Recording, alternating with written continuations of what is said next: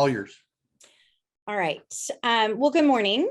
And Joe, I'm sorry to steal your thunder. This could have been your big moment, but Grant, thank you for having me. So Grant has asked me to talk a little bit about clutter in the workplace, or asked what I felt would be relevant. And I said, there's a lot of clutter in the workplace, which is why I moved on to the comptroller's office, because they have 2,800 people and 27 divisions, and there's a lot of clutter in the workplace. It has nothing to do with storeroom or your desk, the top of your desk. Instead, there's a lot of clutter in three areas. The first is people, and the second is processes, and the third is, I call it paper, but it could be digital files, manuals, anything like that. But just because I like the three Ps, people, processes, and paper. And I think it's really important to spend a few minutes talking about people and processes. Paper is fairly self-explanatory, or files of any kind, fairly self-explanatory. But I find that a majority of the inefficiencies that we see in workplaces have to do with people. And the type of clutter that those people bring have a lot to do with their behavior and their emotions around being there. Might be a lack of trust or poor communication, hidden agendas. You've heard of the one bad apple, that effect, passive aggressive behavior, and even lack of training. So if you're in a situation where you have a work team where somebody has been there for an extended period of time, and then you have a new person come on board, oftentimes they get the side-by-side training that they might need. This is how we do things around here. These are the reports we run. This is what our clients ask for. But there isn't a big picture review of this is how we do it. This is why we do it. And these are the things that we need you to do for us. And so people over time become an area of clutter, whether it's the emotion that they bring to the table, whether it's their mental state with the team itself and why they're there and if they're happy or not. And if you don't address this type of clutter, if you don't spend time every few years actually cleaning your closet, your people closet at work, then you really run the risk of snowballing into this ineffective, inefficient team. And I'm telling you, people clutter is really one of the worst. And so keep an eye out for that. And I'll talk about how to address that in a minute. The next one is processes. So if you've been in business for an extended period of time, you probably have some sort of regular report, some sort of client feedback that you give or get, some sort of process in-house that is either the way it is today because it's the way it was 5 years ago, or the way it is today because nobody's bothered to ask a question about that. And so I encourage you to look at the processes that you have in place. And a lot of this really does center around reporting, but there are also much larger processes that maybe if done and if a needs analysis is done, you could actually stop and eliminate a step or two or three and reroute a step or two or three, or involve a new person so that the process is actually up to date and efficient and meets the needs of your organization, whether that be you or your customer or whoever it is that's actually the beneficiary of that process. And that would include workflow, that would include onboarding. If you bring in new people every once in a while, that could include your expectations and annual review process. This is a big one that I see a lot. People have been around a lot, or they're in a small work environment. They don't get an annual review, or they do get one, and it's pretty lame, for lack of a better term. It's just, yeah, you're doing a great job, thanks so much. You don't have set and clear expectations, and so there aren't performance measures to evaluate this employee on. And the reason that is so important is if you set that up front, where you have expectations that are clear, a job description that is clear, processes that are clearly documented. And then as you get through the training process with this individual, you can easily see what they're doing well and what they're not doing well. You can easily tell where they need to improve and what additional training you need to provide. It also gives you a really easy way to do the review if you link all of those so that your review process actually lines up with your expectations and training process. So, I have always said, and I've been in and around HR for over 20 years, that whatever happens in a performance review, there should never be any surprises. These employees should all know what's coming, good or bad. And so if they don't, if you're in a situation where there are surprises, whoever's giving that review needs to take a second look at how they're handling feedback throughout the year, what their review system is like, what the expectations, how the expectations were set early on, because the review really should just fall right in line. That's a clutter-free review and accountability system, and that will make your life 10 times easier if you have the ability, if you have positions within your organization that allow you to set that up like that. It really eliminates a lot of the emotion. It eliminates a lot of the gray in the, well, you're doing okay, but we need you to do better. And I'm not really comfortable telling you what you need to do to be the best you can be. So hopefully you can figure that out. That typically doesn't go very well. A couple of other processes to look out for: a cover your back, or what I call the all for one process. This is somebody screwed up somewhere along the line, and we've created a process to keep that from happening again. Well, in reality, that process may be necessary, but it also might have been something that you could handle with, hey, this is how we do this around here. We don't do X, Y, and Z. I don't know if any of you have children, but I have said many times to my sons, I cannot believe I have to say this out loud, but you may not do X, Y, and Z. And sometimes in the workplace, that's an appropriate statement as well. But you may not need a process around that. So a simple needs analysis of all of your processes will help. Policies fall in the same boat as well. And then the third kind of clutter is your paper, digital file clutter. This is the stuff that's on your bookshelves. This is the stuff that's in your computer. This is the stuff that's in your shared drives, and even your email as well.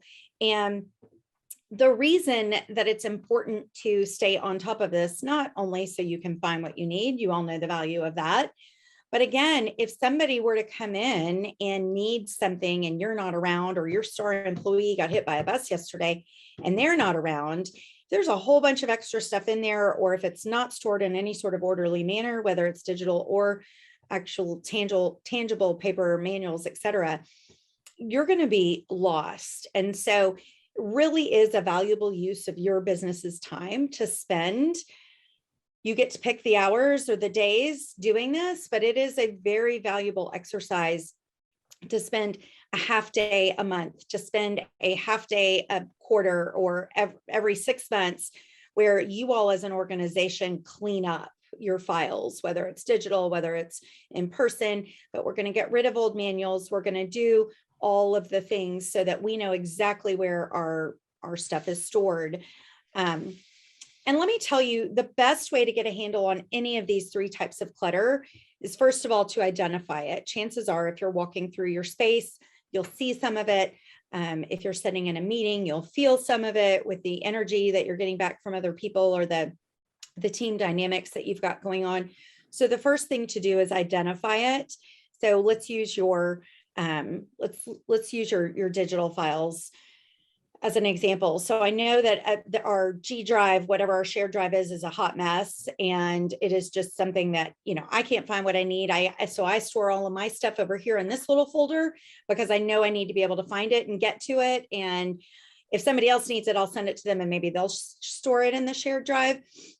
That's the first step, is to identify it. The second step is to evaluate it on a 1 to 10 scale. So on a scale of 1 to 10, 10 being the best, where are we with our digital filing system? And I'm going to say you're at a 5. So the next step then is to really define a 10. Work with the people around you, work with whoever is the expert in managing this information, and define what a 10 looks like. So a 10 would look like, in our shared drive, we have a folder for each client, or we have a folder for each department, or whatever your setup is, but we've got a folder for all of these different things. Maybe they're done by, we've got one for processes, we've got one for forms, however, whatever makes sense for your organization. So identify that ideal structure, what it looks like. And then the next step is to fill the gap. So, okay, in order to get from the 5 to the 10, what do we need to do? That will tell you what players need to be involved. That will tell you what steps need to be taken. That should give you an idea of how much time something like that is going to take. Maybe it's something you want to sit down and do on a Sunday afternoon. Maybe it's something that you need a half day with your entire team to do, but that'll give you an idea. And just like any good decluttering process, think about your pantry, your kitchen, your closet, whatever. You want to take everything out, clean the space, and then put the stuff back in an orderly manner. So my suggestion with files specifically, whether they be paper or digital, is to do what I call a clean sweep. So I would move everything from your shared drive into another folder that says old shared drive or old files or whatever it is. And then you set your folder structure up for your new system. What that 10, remember your 10 on a scale of 1 to 10 is going to look like. You set that up. And then you pull the files from the old shared drive file into the new one. So you just have what you need. However, you don't lose access to the old stuff. You're just not going to open that folder if you don't need it. Now, in the case of your pantry and your closet, I don't suggest you hold on to that old stuff. I suggest you get rid of it. But in the case of business files, business documents, business manuals, things like that, I think it's a good idea to hold on to a lot of that stuff. And especially digitally, if it's not bogging down your system, it's not something that's in the way of in a storeroom or in your office or anywhere else. It's okay to sit over there. When we're talking about people, though, you go through the same process of, okay, I see that, Mary really has been bringing some negative energy to the group. She's obviously not happy here. She's not happy with the new responsibilities of her task. So I'm going to sit down and think about, what does a 10 look like in Mary's position? If I could hire anybody in the world, or if Mary could be anybody in the world, what is that person going to do in that role? And that helps you define that job and what it is you need from that person. That gives you the ammunition you need to have a conversation with Mary. Or if you're in a situation where you're hiring, that gives you the ammunition you need to clearly state what it is you're looking for from a new employee or from the person doing that. Now, if you're not comfortable having that conversation with Mary, that's probably part of the problem, is that it's gone on and on and on, and you haven't addressed issues up to this point. And so it's important to stop, figure out what you need to address, how to address it, and then to actually do it so that you give Mary the opportunity to improve. It's not fair to poor Mary if you haven't given her the expectations to hold her accountable to something that you haven't clearly stated or isn't in writing or whatever. So then you start that process of, these are the expectations. This is the timeline that you have to meet expectations. And then after that, obviously, you follow the typical human resources process after that. And then last but not least, with processes, the best way to handle those, again, the 1 to 10 scale is really helpful. What do we want all of our processes to look like? Do we want to have a standard template? Do we only want to have processes that allow us to accomplish X, Y, and Z? But really with processes, I would encourage you to evaluate who actually is using them, especially reports. So if you have a weekly report that's being run, and I'm new, like I said, like Grant said, I just started back with the comptroller's office, and I must have asked 6 times last week, who reads that report? And we're talking about how long it takes to run the report and how hard it is to find the data. Well, who reads that report? What do we do with that information? And probably 4 out of the 6 times, the answer was, I don't know. I just send it to the person who asked for it. So then I have to follow up with that next person and say, what are you doing with this report? Because Joe is spending 4 hours a month running that report for you. And is that actually valuable? Time well spent so that you can get the data. What do you do with that data? Where does it go? And on the, really in the bigger picture, it's really important for Joe, who runs that report, to know what happens to that data, where it goes, who reads it. That gives him the information he needs really to, and we all do this, to provide some sort of value judgment on what he's doing.